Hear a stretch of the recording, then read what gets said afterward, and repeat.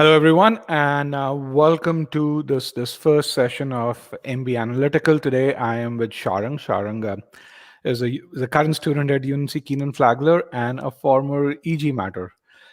Welcome, Shaarang, first of all. Thanks. Thanks for having me.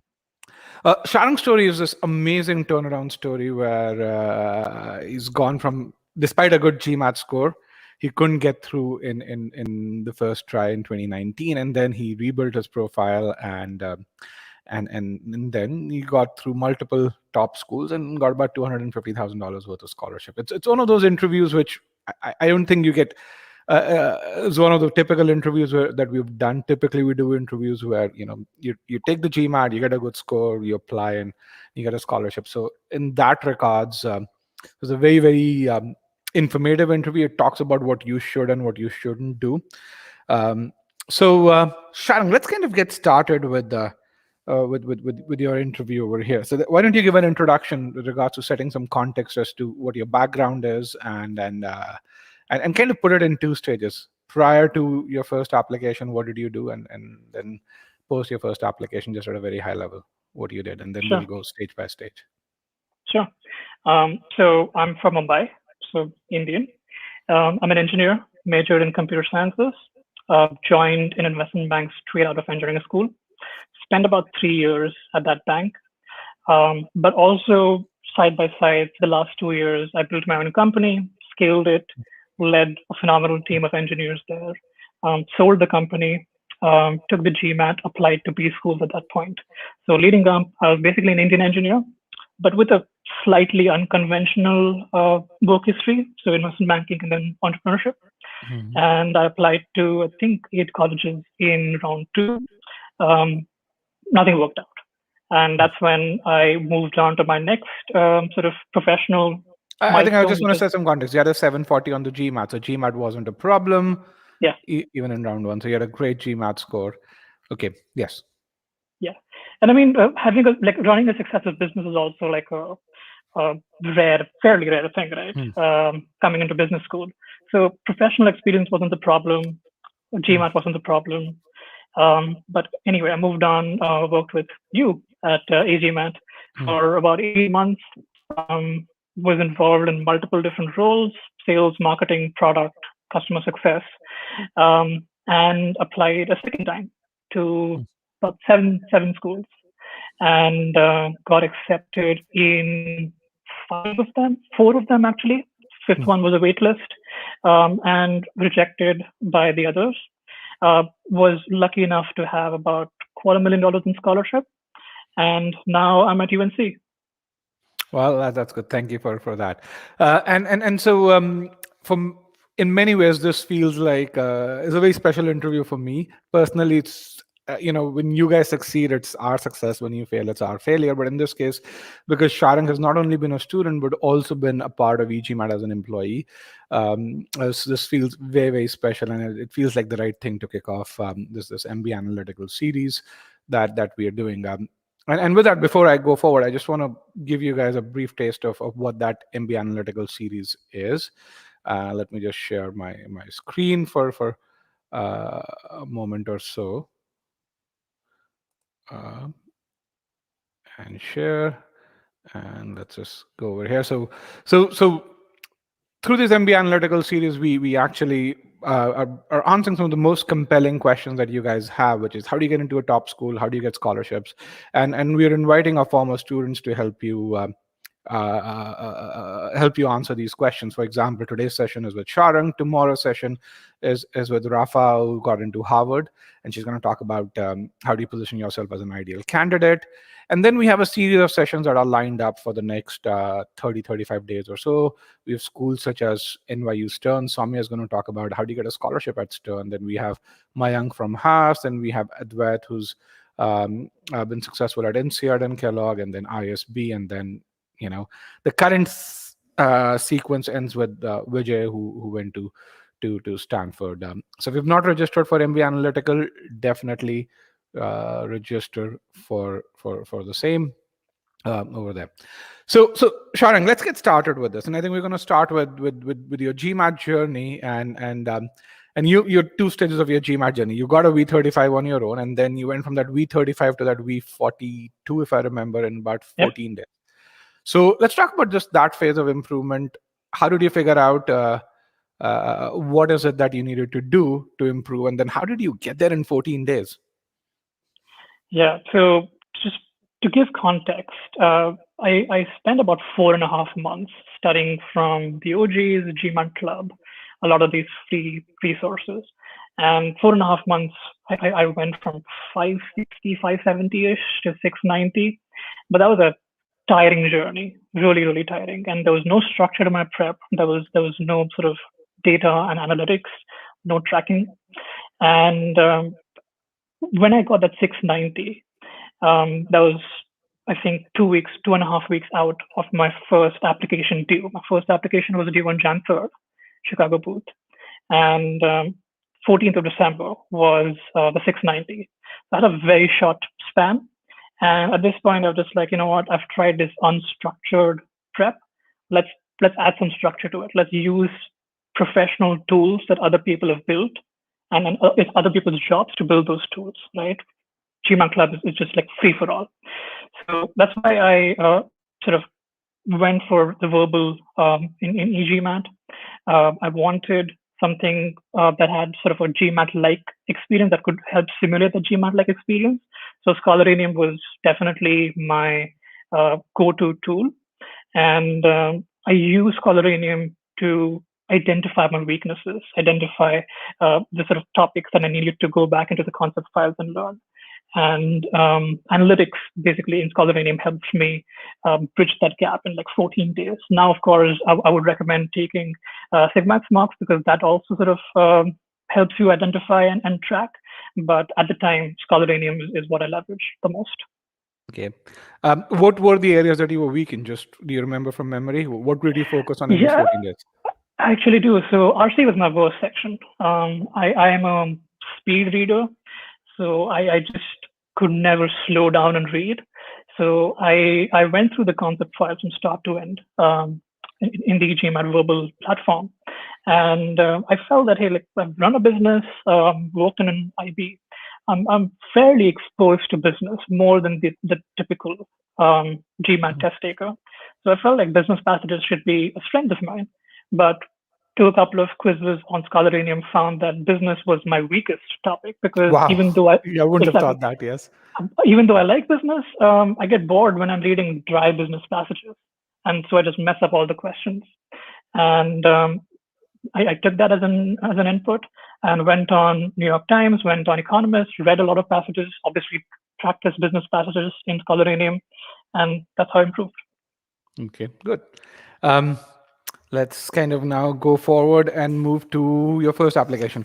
By the way, there's this question by Armand. It says he used EGMAT for 6 months. He got these scores. I think Shaarang is the best person to answer that question, but we're going to wait till he gets to that part of his. Because he's probably helped, 300 odd EGMATers succeed or so. So let's talk about your MBA application cycle in 2019.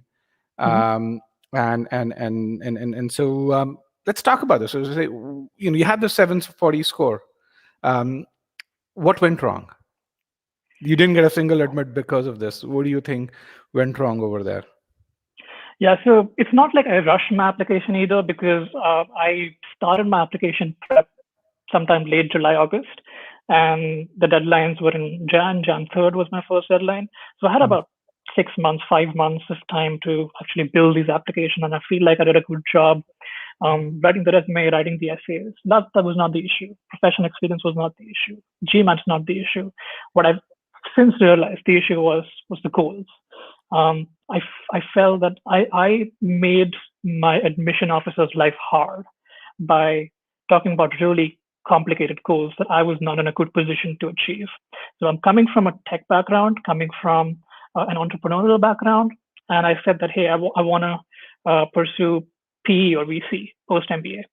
And when you look at the employment statistics at any top B school, only about 2% or 3% of the class actually goes into PE. Just to make it private equity and venture capital. Just want to spell it out. Yes, yeah. So only about 2 or 3% of the class actually successfully gets into venture capital. And most of these people, or actually rather all of these people, typically have an investment banking or a venture capital or a private equity background pre-MBA.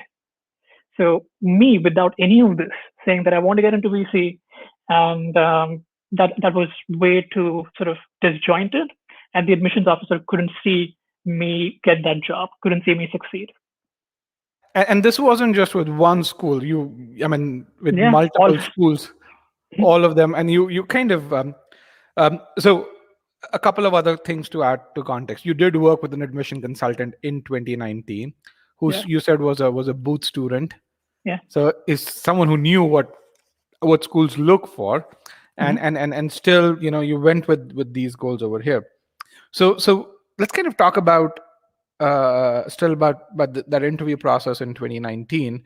And we were talking about this prior to starting the session, and you said, there was a point in McComb's interview where you knew this wasn't. So can you just reiterate that incident? Yeah. So I got interview invites from Ross and McCombs, and basically I just messed up both interviews. McCombs, one in particular, the interviewer asked me about my plan B. Hmm. Hey, you're going in with this really aggressive goal. We see what's your plan B? If this doesn't work out, what else are you planning to do?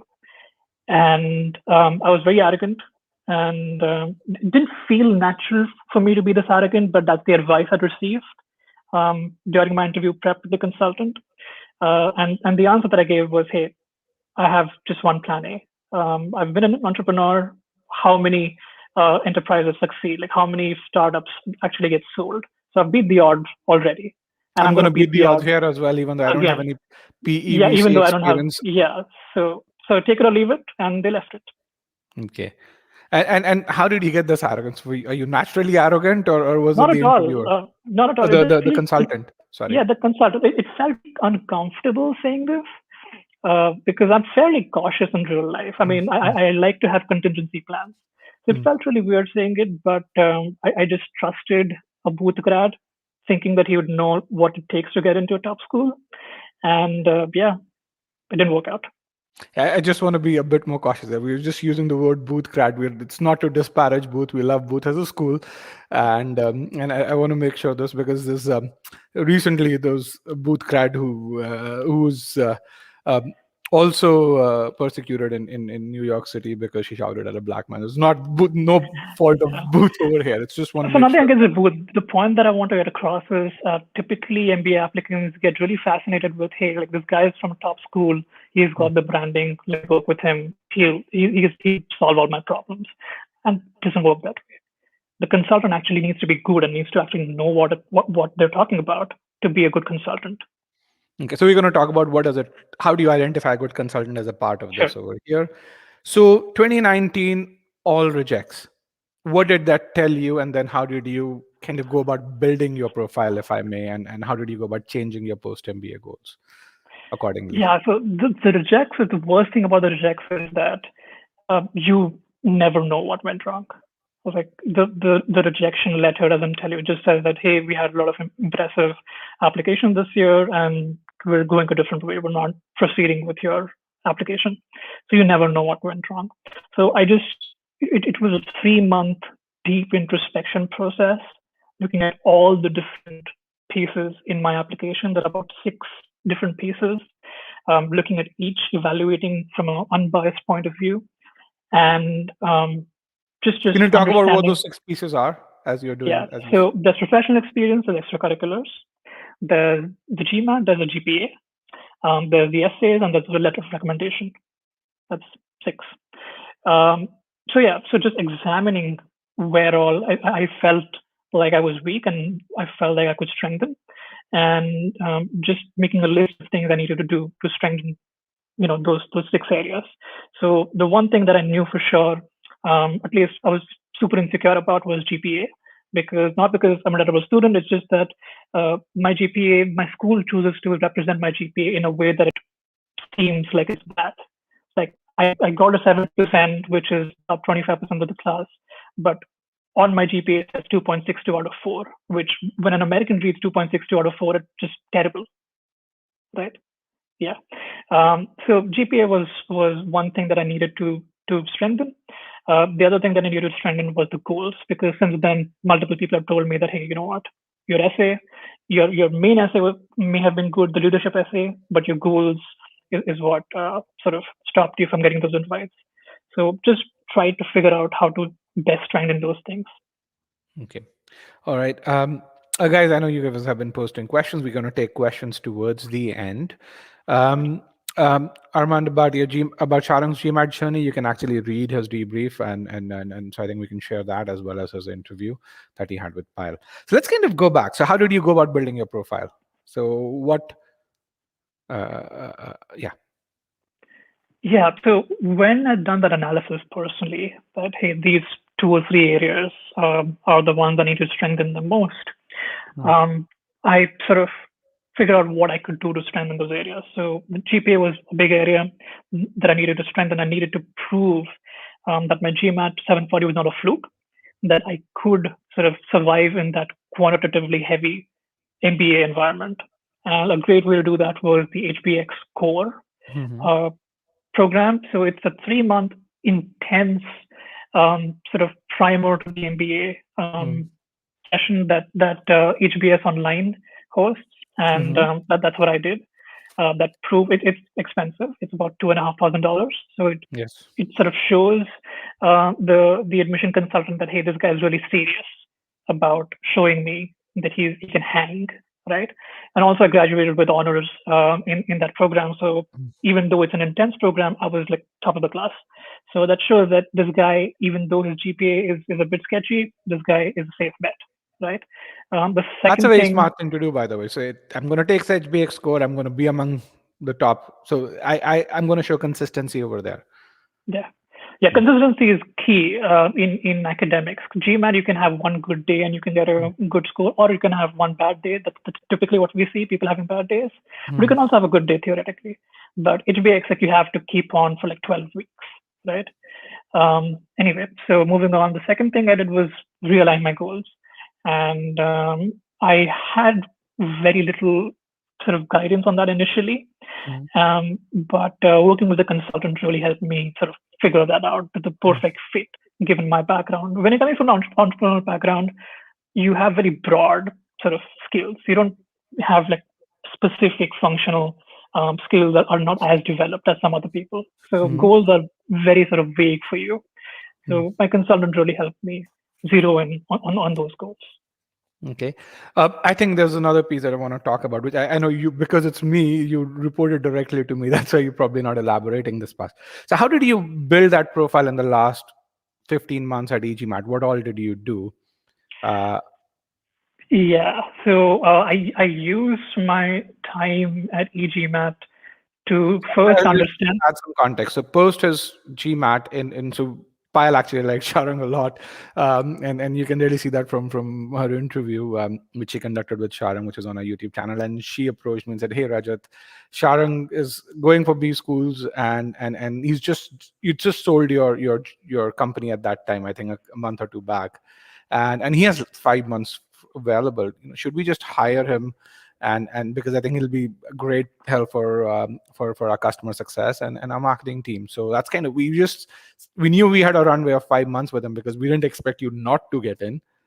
So we said, okay, 5 months doesn't matter. The guy is good. He's an ex-entrepreneur. He's an entrepreneur. So that's when we hired him. But then Sharon did some amazing things um, at EGMAT. So I think let's kind of start with some of the things that you did at EGMAT. Yeah, so working at a startup and working at a startup where um, which provides as much flexibility as EGMAT was really key, because again, as an entrepreneur, I had to have one foot in the door for every department. So I never got the time to sort of focus on one function, develop that function, and figure out whether I like to sort of pursue that post MBA. But at EGMAT, I had the opportunity to work in the sales team for a while, marketing team for a while, customer success for a while, product for a while, and that's working for like 2 or 3 months at length in those departments helped me understand whether or not I would like to solve these problems post MBA. So that's when I realized that designing, launching products, and collecting customer feedbacks and bettering the products. That's what I love to do, and that's why I wanted to be a product manager post MBA. So you basically got that focus. B, actually you found that love that you like to build things, Yeah.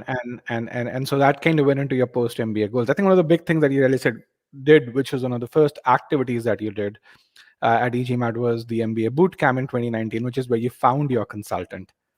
Yeah. So One other thing actually before I move to that, also working at someone else's company forces you to put processes around things that you would have just figured out randomly in your own company.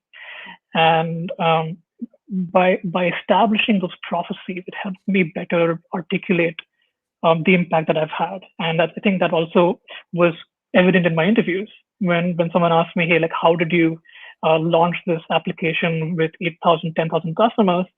Now with the process in place, I could take them step by step and explain exactly what I did. So that also the success is now, challenges, right? yeah, and success is repeatable when a process is put in place. It's not like just all over the place.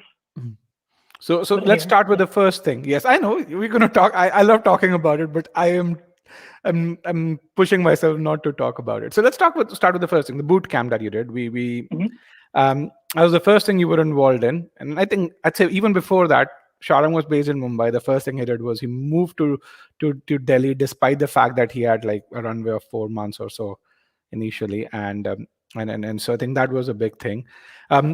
You did the boot camp. How many people did we approach on the boot camp, and how long did we did? I mean, what was the planning cycle? Do you remember?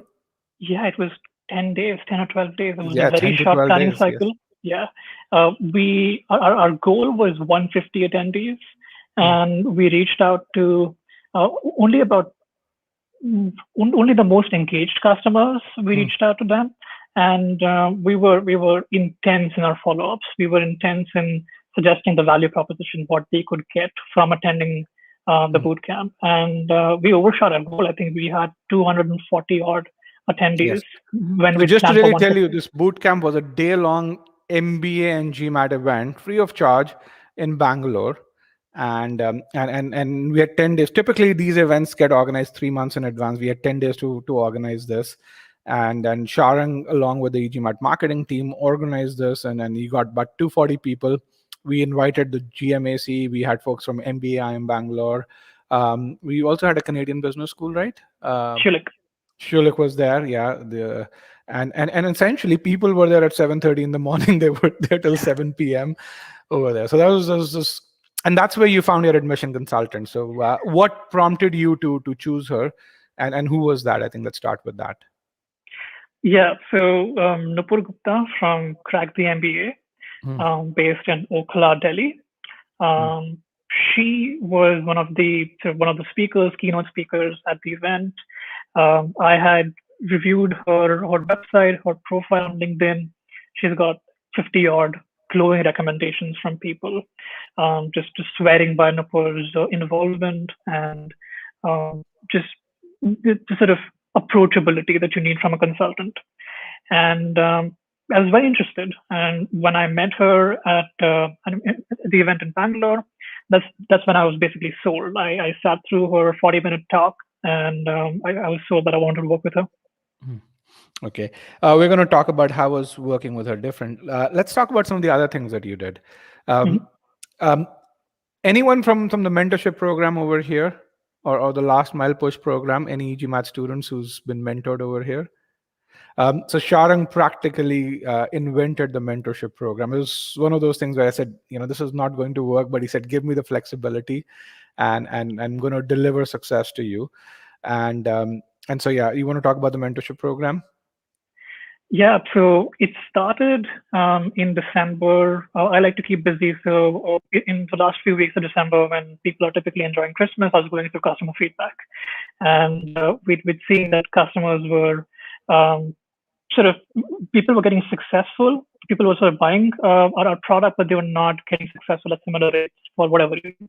And so I started to get in touch with them and to understand what the problems were. And we took their problems, we sort of made processes around that about how we were going to sort of mentor them one-to-one, and engage them in a I think 2 or 3 month long education process and get them over the line. And yeah, that's what we did as a mentorship group. So just to really add some context, so if you look at EGMAT, we have way superior success rate than what the competition does. Yet, not everyone who joins EGMAT is successful, and that was the problem that Shaarang wanted to solve. It's like, why is it that you have this group of people go through the course who are very successful? There's also this other group of people who go through the course and they're not successful. What causes success? We knew that, but what causes failure is what we did not know. And once you understand those causes, you can address them. And that's kind of where Shaarang created this program, and it went through about 2 or 3 stages. Where it went through a concept stage, then where we kind of figured out, got the first 4 or 5 people successful, then we got more people in, and overall this was a program that we had about 100 people through it, and the success rate was about 60-odd%. Yeah, the success rate for the people that we still had at the end of the program, because we did eject people who were not serious enough. So of the people who were still there at the end, I think 70+, 80+% of those became successful. Yeah, and just relatively successful is them getting to that 720, 730, 750 scores, and getting into that top 5 percentile or top 1 percentile. And with 70% of the people getting there, that's an incredible success rate that we delivered. Now, one of the big things that happened because of this is that gave us inputs into building products so that we can automate some of that in this piece. So that was the second achievement that you had. The third thing you also had was you built a sales team over there at e-GMAT. Yeah, my problem statement was, hey, like these are the people who haven't proactively expressed interest in purchasing or interest in enrolling at e-GMAT. Go out, convince them to enroll. And I had no background in sales, zero. And this is a project we tried 2 or 3 times in the past and wasn't successful. So it was a very interesting problem statement for me.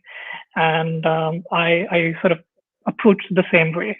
Talk to people, understand why, what are the reasons that stand between them and the purchase, and try to iterate the initial conversation to ensure that all those reasons are being hit. And people, once those sort of problems were solved, people were more likely to purchase. So I basically, go ahead. Sorry. Yeah, so we basically built this process in 3 or 4 iterations, and when it was, it sort of was 60% success rate is about 10 times what a typical outbound sales process is successful at. So when we saw those levels of success, we also built a sales team around that process. Yes. So I think one of the things that you guys don't know about e-GMAT is even though we've existed for 10 years, we've practically not had a sales team for the first 9 years of our existence. Out of a 40-person company, we had 2 people in sales for till about 2020, like middle 2020ish or so. And just because our goal really was, we do all of these webinars, you guys get to know us, and you should make a decision. And that's the other problem that Shaarang said. He said there are these people who still have questions, so we should really educate them, and that's kind of the team that Shaarang built. If you've talked with, if you've spoken to Karan, if you've spoken to Webhub or Dhruv or Anshul for that matter within the e-GMAT team, those are all people who were hired by Shaarang. So as a part of this, Shaarang also went on to hiring this. And again, we're talking about e-GMAT processes not because we want to talk about e-GMAT processes, but also, but more so because you can really see what does it take to transform a profile and the kind of responsibilities that Shaarang undertook. To go from just an entrepreneur with, how many people were there in the company that you'd sold? Six people. 6 people to a company where you have about 40+ people, and then the kind of experiences and the kind of processes.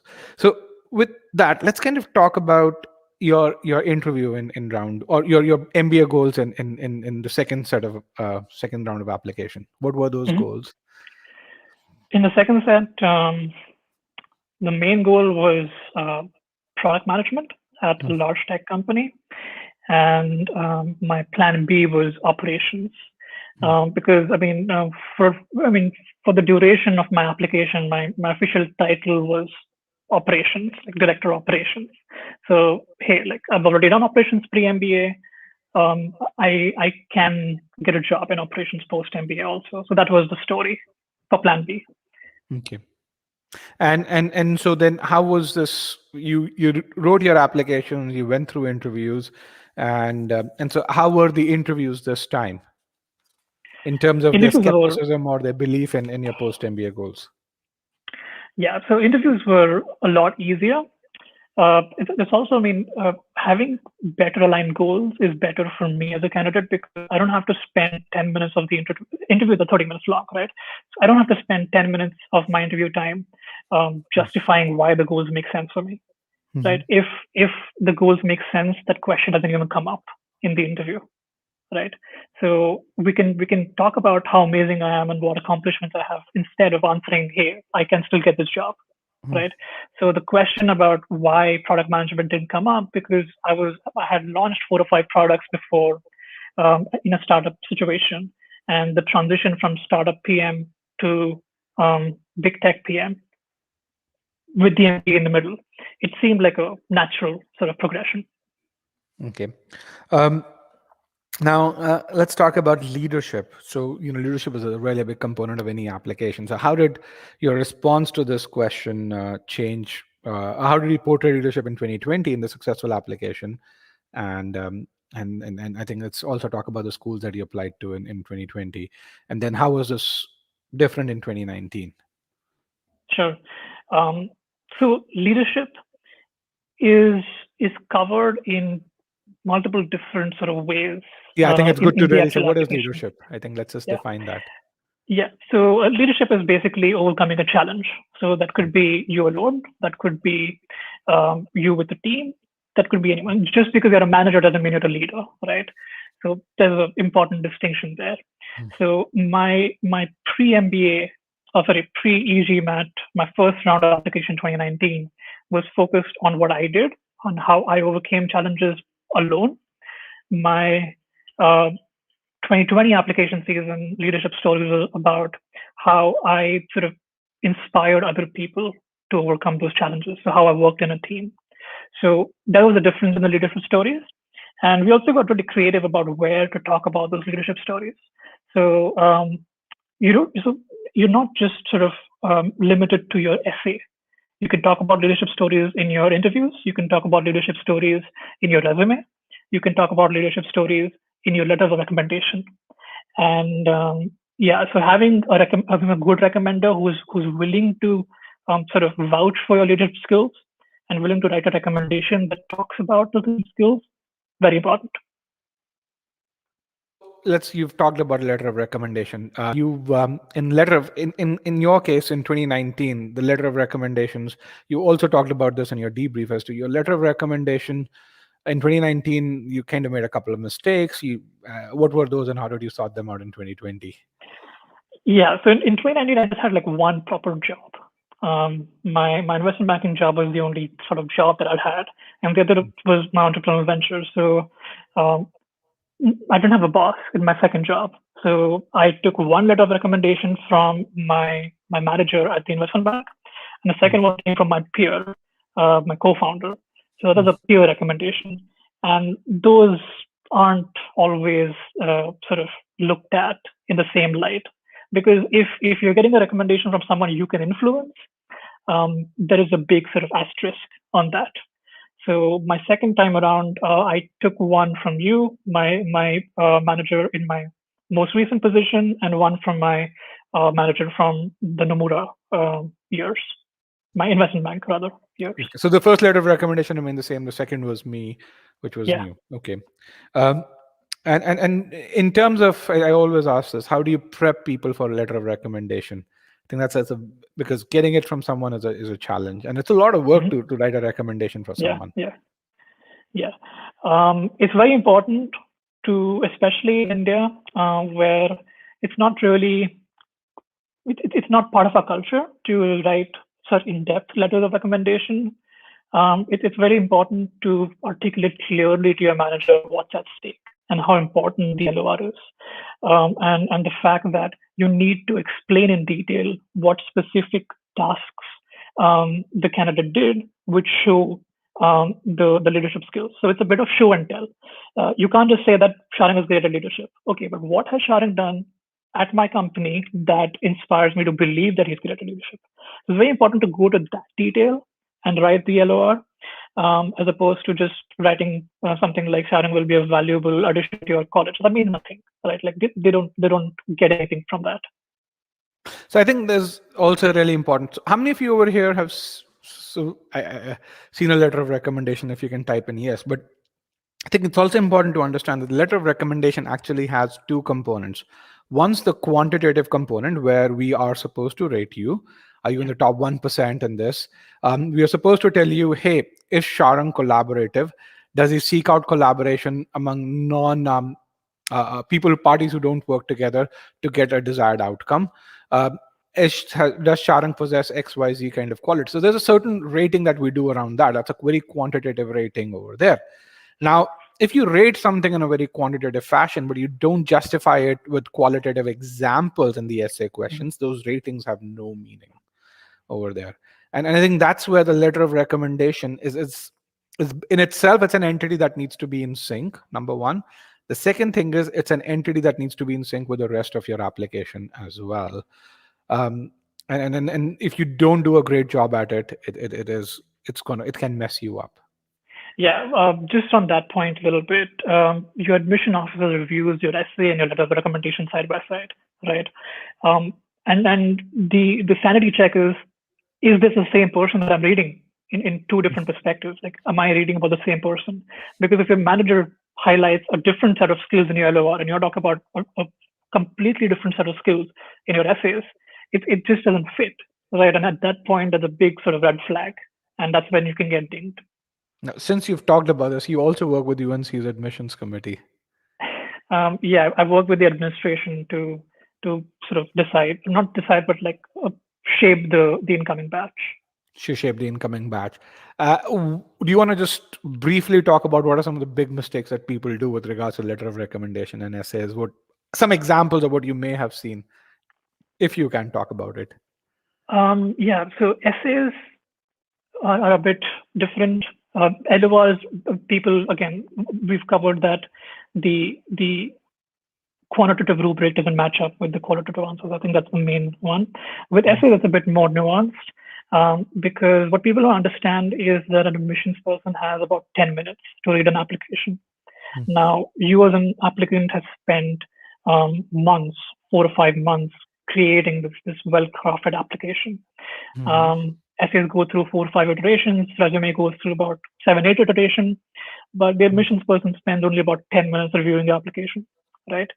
And if you've written 2 final word essays, just reviewing those essays, reading those essays takes about 5 to 7 minutes, right?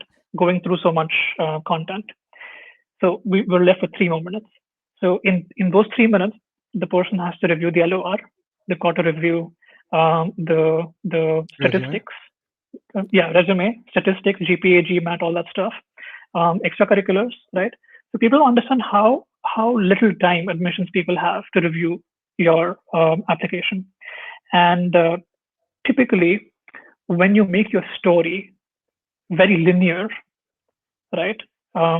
When you make it extremely easy to understand, when you articulate it in that light, those 10 minutes are utilized effectively. In those 10 minutes, your admission officer can understand exactly what you want of the school, exactly what you will be, and that you will be successful post-MBA. If you provide a convoluted story, is like the admission person not going to have time to sort of dig deep and understand exactly what you're saying. So when you present a convoluted story, that's when most applications sort of end up in the reject pile. Got it. And I agree with that. Now, I want to just clarify one thing. When you said you have 10 minutes per application, it's not that you read someone for 10 minutes and say, oh, I'm going to admit him. It's more like you read someone and then say, is it in consideration for a deep dive? Yeah. So typically the process is there are 2 reviewers. So your application gets reviewed by one person. They either say yes or no. It goes to a second person. They either say yes or no. Typically they're in sync. So you'll either get 2 yeses or 2 no's, and that's when your application is either rejected or accepted. If one says yes and the other says no, then it goes to a third person, and that's a tiebreaker. And then you get an interview call. Okay. Yes. But then after that, there's a deeper dive in there. Yeah. You have to sort of advocate for when the admission decision is rolled out. That's when you have to advocate for candidates. Okay. Just I want to add some questions about the mentorship part over here. So this mentorship program is an internal R&D program that e-GMAT has, and it's the goal of that program is to make sure that we understand what causes success so that everyone benefits from it. It's not a program that we sell. We typically spend about $1,500 per mentored student. And it's so we charge you about $300. The idea really is we learn and we make each and every person improve. Every student benefits from it. So it's an R&D program. We don't offer it, we don't sell it. The idea is not to make money out of it. The idea is to improve the product. So yes, you don't see any personalized tool because it's not a program that's sold. And you can't opt into it. We approach you to really say, hey, this is a program that we have. This is the commitment that you need to put in. Are you willing to be a part of it over there? But the output of that mentorship program is something that's kind of each one of you benefits from it. And this is how typically companies do R&D. Those who do R&D, that is, most test prep companies don't. So we were talking about how the selection happens, and so that there was a question about H1B. Keenan Flagler, H1B. So the outgoing batch. I mean, did they have problems getting an H1B visa? What's the situation for? So like 7 days back, I think 7 or 10 days back, UNC came out and announced that the program was STEM designated for all branches. So it doesn't really matter which concentration or sort of career path you choose.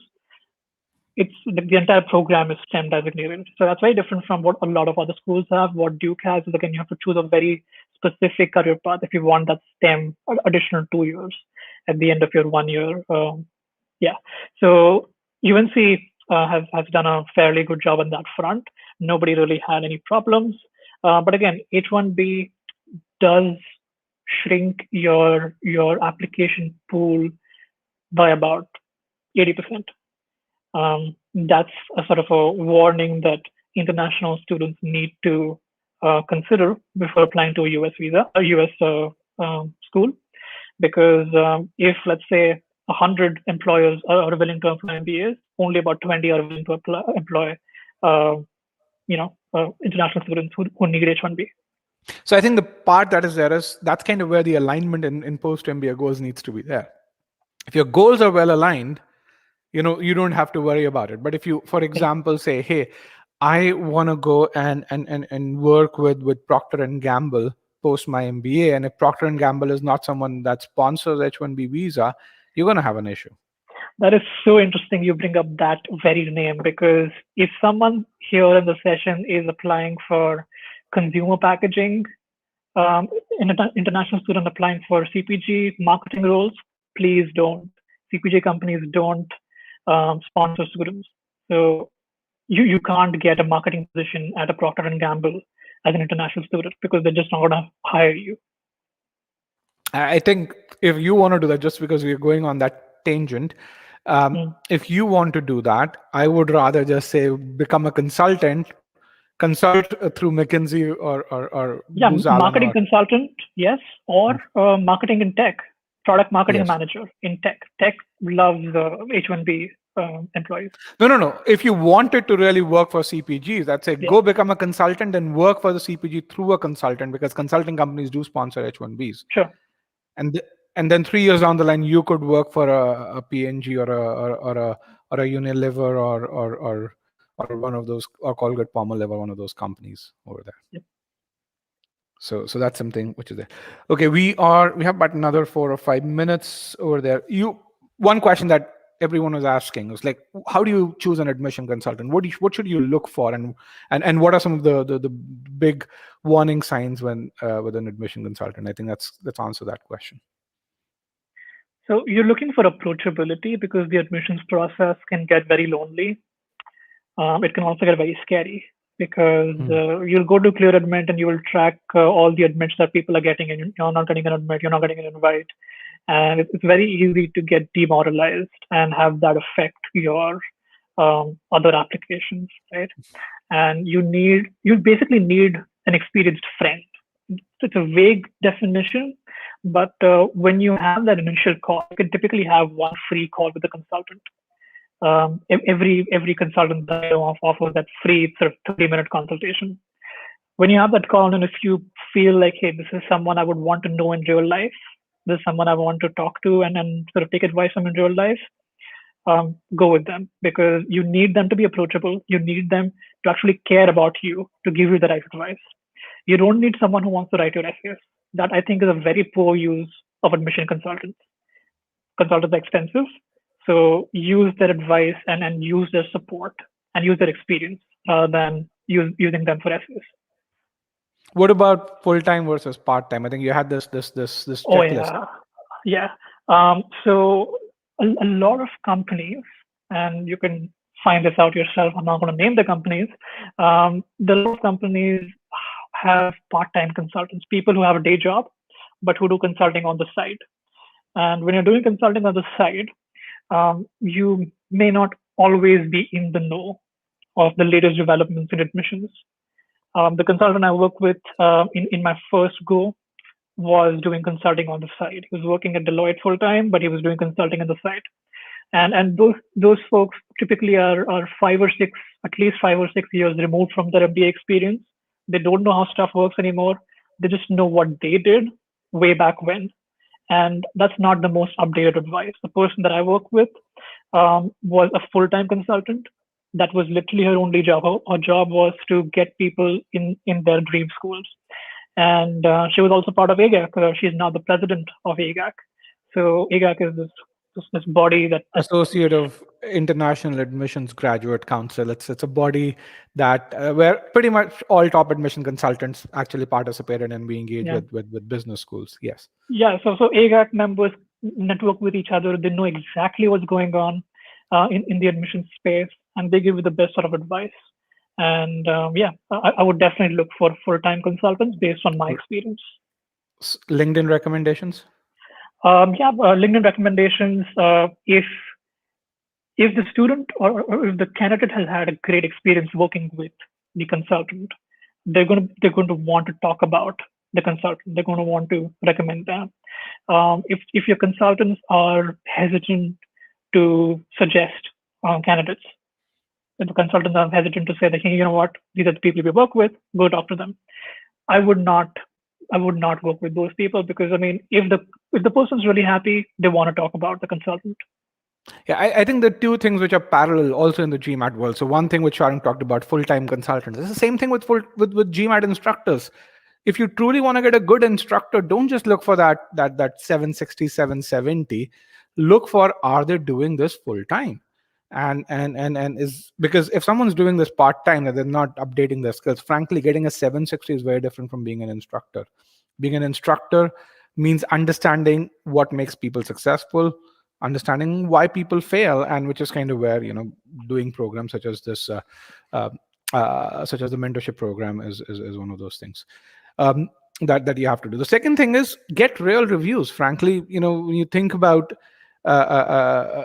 consultants saying, hey, I can't really name people because people won't give me their They use a privacy argument. People want to be private. Yeah, that's. I don't think it's an acceptable excuse in today's world where people actually. I mean, think about this, right? You see the number of debriefs on our YouTube channel, and many of these people who are on the YouTube channel have still not gotten into business schools, and these guys have no problems giving their debriefs. So why, acknowledge that you've taken help from a consultant? Why refuse to acknowledge? Essentially, so good consultants who've delivered results will have recommendations on either on their LinkedIn profile or on their YouTube channel, or would be able to really say, hey, these are people, go talk to them. Okay, so do that research before you kind of narrow down a consultant. Okay. I think it's the last 10 minutes of our session. This time we are open to questions. But before that, which all schools offered you scholarship? How much was the scholarship? I think let's just put those numbers in. Kelly, Georgetown, UNC, Tepper, Mm. cumulatively about $250,000, 70, 70, 80, and 20, something like that. Okay. Okay. All right. Your questions.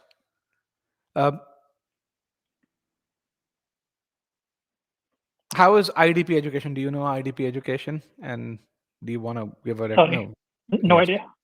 Yes.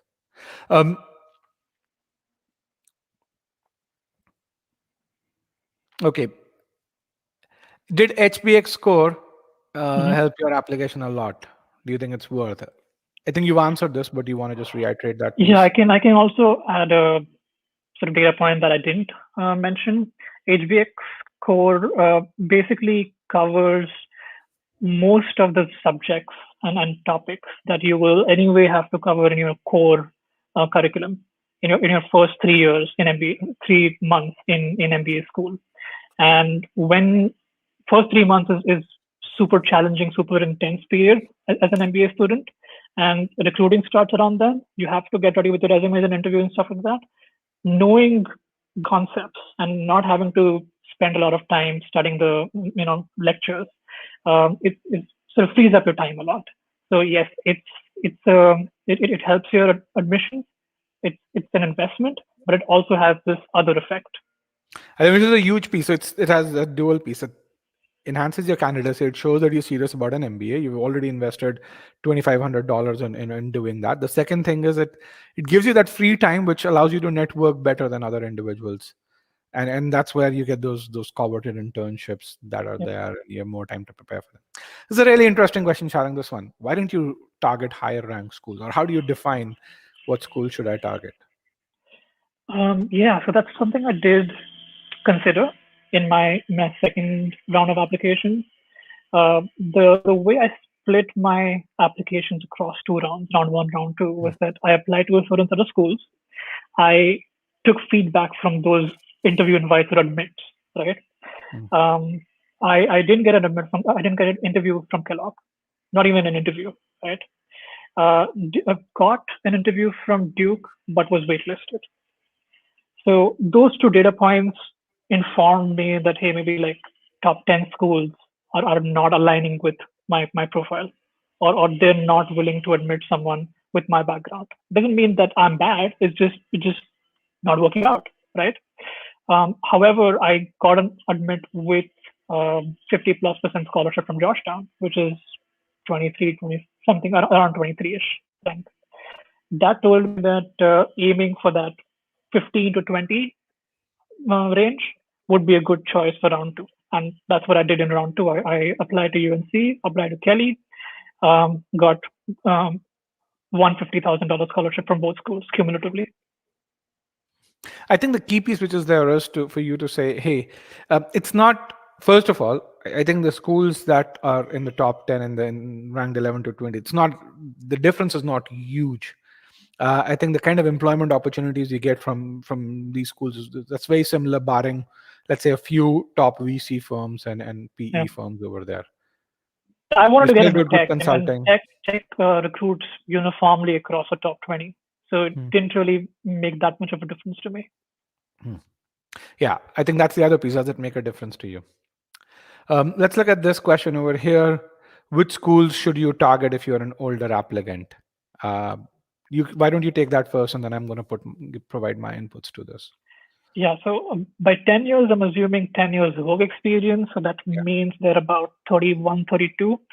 32 is really not that old for a B school applicant. I know my classmates, Indians, not domestic, Indian classmates have gotten in at ages 31, 32. Yeah, we shouldn't worry about your application at that age. If you're considering an MBA, full-time MBA at, let's say, 36, 37, when you would have ideally had that leadership experience, that's a different story. Then you would apply for 1 year programs, exec MBAs, not full-time MBAs. I think the question that you have to answer is why an MBA now? Regardless of whether you're 25 or regardless of whether you're 31, if you have a good answer to why an MBA now, why does it make sense? How the hell are you going to get an ROI out of that MBA? I think that's something that if you can do a good job answering that question, then you've kind of crossed the major hurdle. So Now, just if you're want to looking for sort of tag on. Go ahead. I'll tag on to something towards the end. Okay. The second thing is if you're looking for older classmates, then European business schools are probably a better choice than American business schools. But I mean, I remember going to UCLA in 2017, 2018, thereabouts. The oldest student in the class, in the full-time MBA class, was 48 years old. And I know from when I was doing my MBA, I had folks who were 37, 38, quite a few folks. The oldest for in my class was 42. So yeah, Sharon. Yeah, this also answers one of the questions I see in the chat, any do's and don'ts. So the 3 questions that you need to answer in your MBA application, not just in the essay, but in your entire application is why MBA now, why this school, and why these career goals. If you can do a great job of answering these 3 questions, articulating in a very, very simple, easy to understand way, I think your chances of getting that admit are fairly high. And when you say doing a great job, you've got to talk about how do they align with the experiences that you've had before and the actions that you've done so far. Yeah, yeah. Yes. Um, by the way, we have Mayank's session, MBA after 30 with 12 plus years of experience. You can register for that in the chat if that's Mayank got into Berkeley House. So MBAs for freshers. Do you recommend an MBA for a fresher? Honestly, I applied. My first round was after 4 years of experience. My second shot was with 5 years of experience, and that 1 year, I feel like it matured me greatly from a personal experience. Um, that work experience does do a lot to mature you, to give you that clarity of thought. So MBA is full of sort of opportunities. I get about 25 emails every day. Not an exaggeration, 25 is the real number. I get about 25 emails every day, invites asking me to attend some session, some event, some club event, right? And prioritization is a very important skill that you need to master in the MBA. So having the clarity of thought, which comes only from work experience, right? Knowing which events to go to, knowing which opportunities to prioritize, knowing which courses to take. That I think is very, very important, and you would need WorkX for that. From an admissions point of view, I don't think freshers have a chance at a US MBA. Just very blunt. Yeah, I would just say this: go for an MIM program. Yeah. If you want to do it right after school, don't go for an MBA. An MBA is not meant for you. In that case, is something that I would say. UNC's recruitment opportunities, and then we'll go to a 4-year gap. Yes. Recruitment opportunities as international student. I mean, which companies hire international students traditionally? Not just Indians, but international students at UNC. Yeah, like you said, the selection of companies isn't that much different across the top 20 schools. So most of the companies that recruit in the top like M7 schools recruit at UNC. So if you want to look at consulting, you've got McKinsey, Bain, BCG. If you want to look at tech, Amazon is the only company that comes to campus in any school. I think Google is the only other company that goes to campuses. Google doesn't come to UNC, but Google does recruit from UNC. That's the only asterisk there. But yeah, UNC grads go to Microsoft, Google, Amazon, Dell, Cisco. Through the internship pieces. Yeah, Dell, Cisco. So all of these big tech companies. The point which is there is if you want to go to a particular company, there's a path through UNC. Is a fairly established path, and I think and there's coaching within UNC that you can. How's the placement office? They're pretty helpful. They do provide personalized sessions with you. You can just book their calendars anytime. They'll spend an hour with you. They will go over your resume. They will go over your sort of target employers. They'll give you sort of list of people to approach at those companies to build They'll your help you network. craft a strategy as to if you want to get into Yeah, Microsoft, this is how you should yeah, go about doing it. yeah, This is how yeah. people have done it. Also, if you want to know about UNC, I think second year is super helpful. I think students in UNC are amazing, and they'll provide you incredible support. The class is fairly closely knit. You'll get a lot of mentorship from second years. Okay, that's very well said. Thank you. Um, 4 years of gap after 4 years without experience, will that impact the chances Again, of it's admission? it's the story, right? Like if what is the story? Was I just sitting at home for 4 years doing nothing? That's not someone you want to admit to an MBA program. Was I not able to work for some reason? Like, was I helping a loved one, or was I volunteering somewhere, and then was I not able to attain employment for 4 years for no fault of mine? And I still made productive use of that time. I built certain skills, I built leadership skills. I think that is a story you can tell. So I think the other piece which is there is, if you had a gap of 4 years post your graduation, but you've been working for the last 5 years, and does it even matter? Probably not.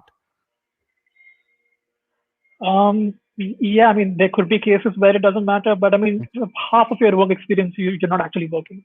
So Yeah, it's but a I mean, if you hard had that case to make. incredible experience of 5 years, essentially, if you've been working consistently for 5 years, you've great leadership skills, you've shown progress in your career, then I think there must be a good reason. Sure. You also have an optional essay, 250 Hmm. words for each school. You can explain this in that optional essay. Yes, you can explain this. I think bottom line, which is there is, what B schools look at as, so think about it this way. I think good B schools, whether in the US or in India, they don't want to take in candidates who are not going to be successful after an MBA. If there's evidence that you'd be successful post your MBA and your post MBA goals, they will take you. If there's evidence that you will not be successful, they will not take you. I mean, Yeah, Sharan's first year is. one of the important things that the schools care about rankings a lot Hmm, because higher rankings allow them to get more applications, more application money, higher quality of candidates applying to them.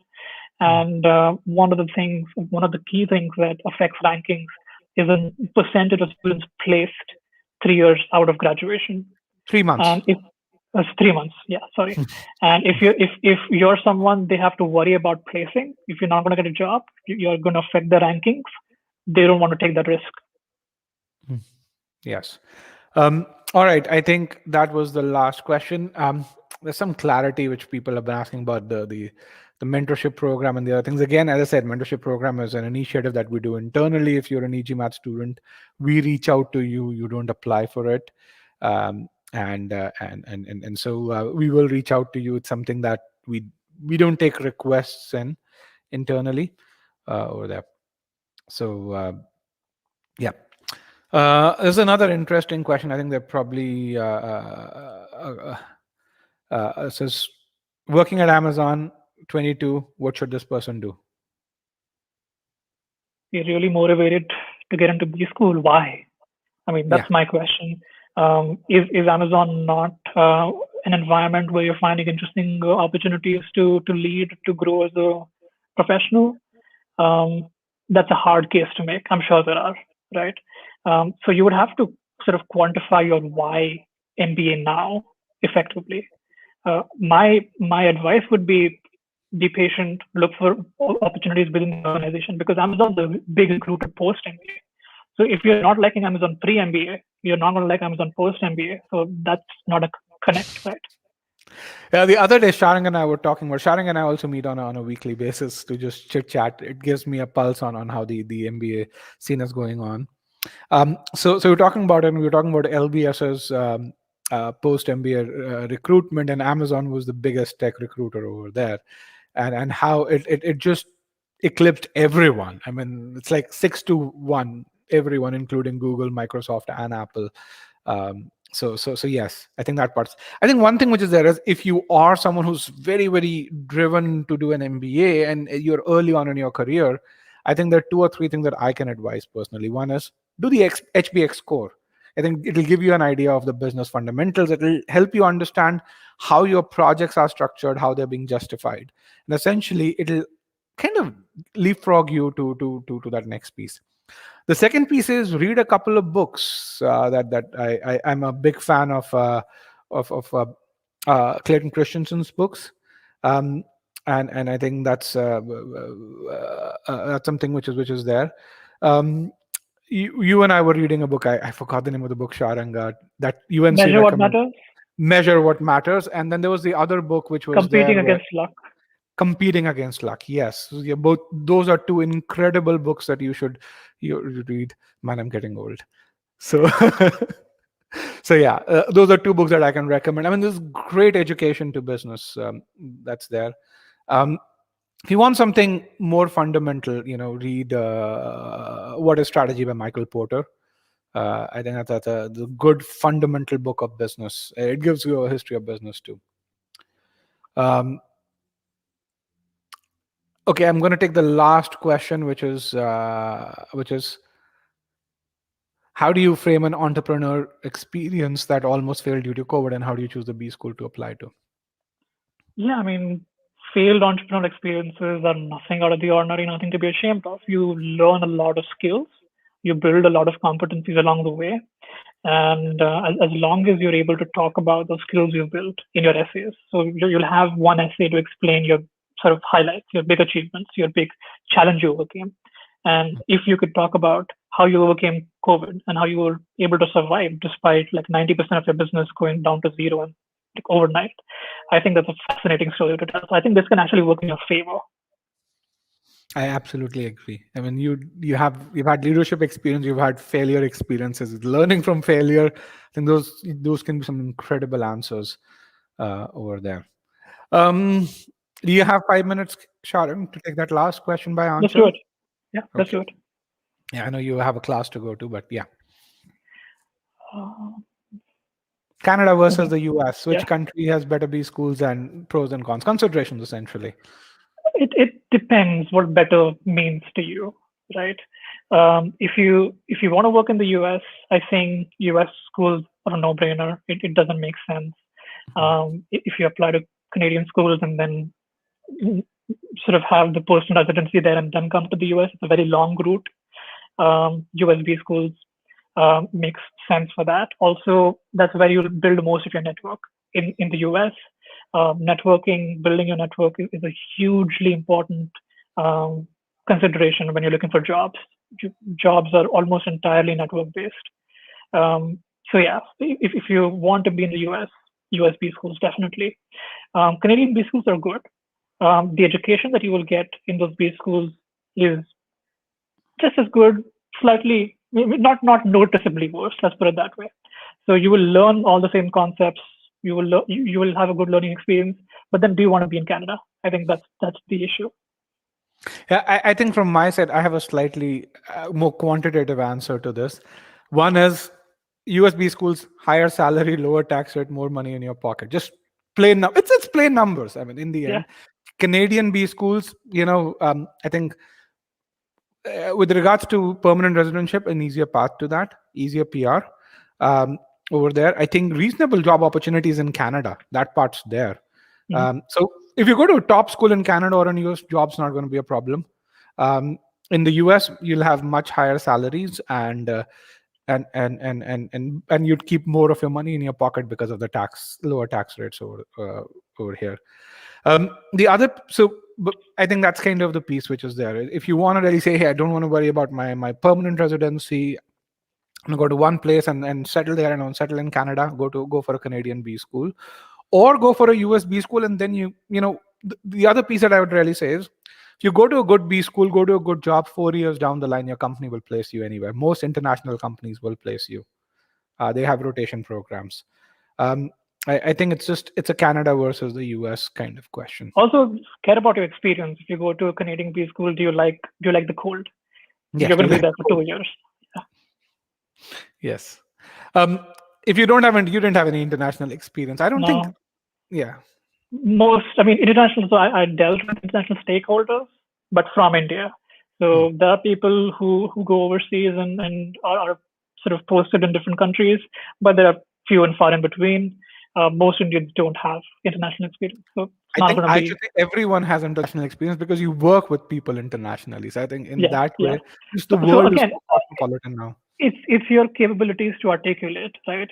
If you're able to articulate that, hey, I have worked with so many stakeholders from so many different countries, and I'm not, I can sort of lead cross-cultural teams.